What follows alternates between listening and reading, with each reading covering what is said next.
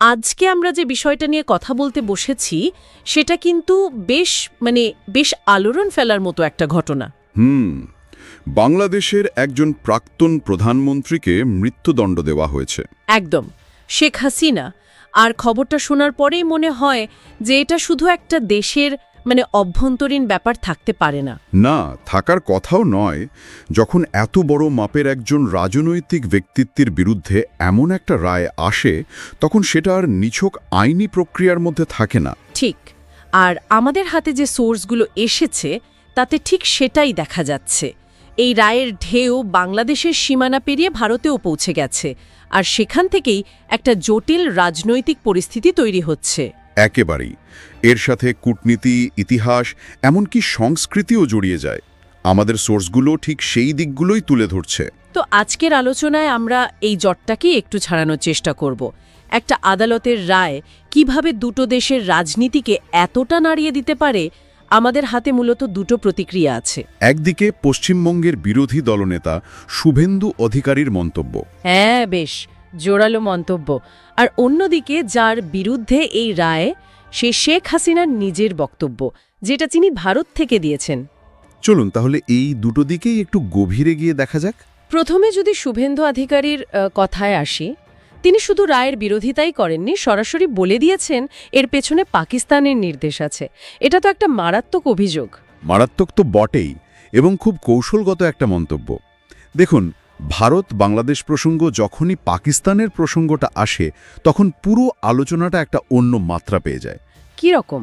এর মাধ্যমে শুভেন্দু অধিকারী কিন্তু রায়টাকে বাংলাদেশের অভ্যন্তরীণ বিষয় থেকে বের করে আনছেন। তিনি এটাকে একটা বৃহত্তর ভূরাজনৈতিক চক্রান্তের অংশ হিসাবে দেখাতে চাইছেন। মানে তিনি বোঝাতে চাইছেন যে যারা এই রায় দিয়েছে তারা ভারতের বন্ধু নয়, বরং পাকিস্তানের সহযোগী। একদম। তিনি বিচার ব্যবস্থার নিরপেক্ষতা নিয়ে প্রশ্ন তোলার পাশাপাশি একটা শত্রু মিত্রের সমীকরণ তৈরি করে দিচ্ছেন। কিন্তু এর পর তিনি যা বলেছেন সেটা আরও বেশি ইন্টারেস্টিং।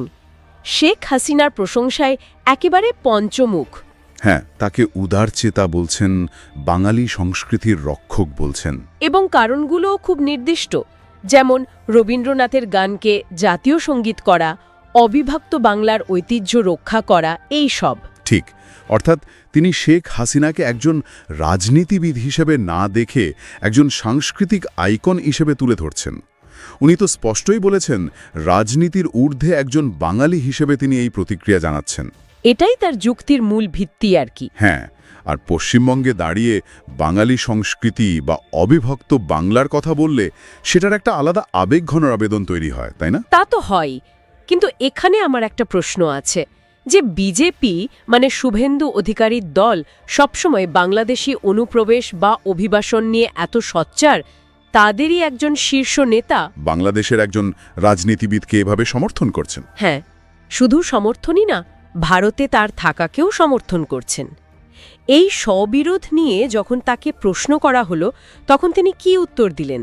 এবং এখানেই পুরো বিষয়টার সবচেয়ে জটিল আর আকর্ষণীয় দিকটা বেরিয়ে আসে।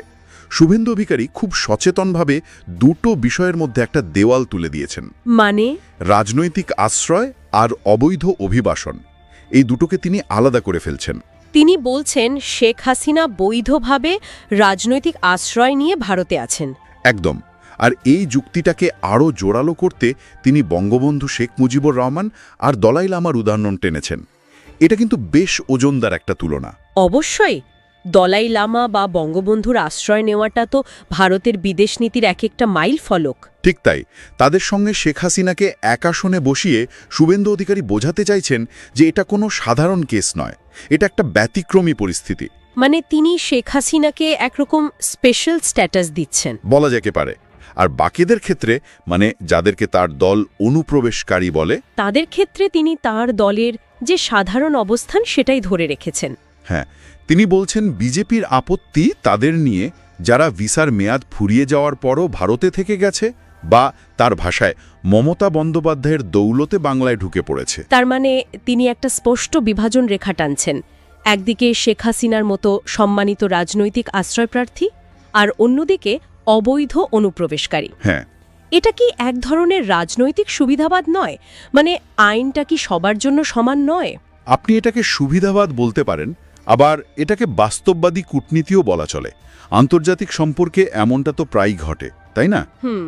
প্রতিটা দেশ তার জাতীয় স্বার্থ, ঐতিহাসিক সম্পর্ক, ভূরাজনৈতিক সমীকরণ এগুলো দেখেই সিদ্ধান্ত নেয়। শেখ হাসিনা সরকার তো দীর্ঘ সময় ধরে ভারতের জন্য, বিশেষ করে উত্তর পূর্বাঞ্চলের নিরাপত্তার ক্ষেত্রে একটা নির্ভরযোগ্য সহযোগী ছিল। সেটা ঠিক। তাই তার প্রতি এই সহানুভূতি বা এই ব্যতিক্রমী অবস্থানটা কিন্তু অপ্রত্যাশিত নয়। শুভেন্দুর বক্তব্য সেই বাস্তবতারই একটা প্রতিফলন। বেশ, তাহলে শুভেন্দু অধিকারীর দিকটা পরিষ্কার হলো। তিনি বাঙালি সংস্কৃতি আর ভারতের কৌশলগত স্বার্থ এই দুয়ের ভিত্তিতে হাসিনার পাশে দাঁড়িয়েছেন। কিন্তু যার জন্য এত কিছু, সেই শেখ হাসিনা নিজে কি বলছেন? তিনিও কিন্তু চুপ করে নেই। ভারত থেকে একটা বিবৃতি দিয়েছেন এবং তার বিবৃতিটা যথেষ্ট আক্রমণাত্মক। একদম। তিনি কিন্তু কোনো আবেদন নিবেদন করছেন না, বরং পুরো বিচার ব্যবস্থাকেই কাঠগড়ায় দাঁড় করাচ্ছেন। ঠিক। আমাদের সোর্স অনুযায়ী তিনি এই বিচারকে প্রহসন বলেছেন, রায়টাকে কারসাজি করা আর পূর্ব পরিকল্পিত বলেও আখ্যা দিয়েছেন। আর তার মূল অভিযোগটা কি? যে তাকে আত্মপক্ষ সমর্থনের ন্যায্য সুযোগ দেওয়া হয়নি। এটা তো যে কোনো বিচার ব্যবস্থার একেবারে গোড়ার কথা। ঠিক। এই পয়েন্টটাকেই তিনি তার যুক্তির কেন্দ্রে রেখেছেন।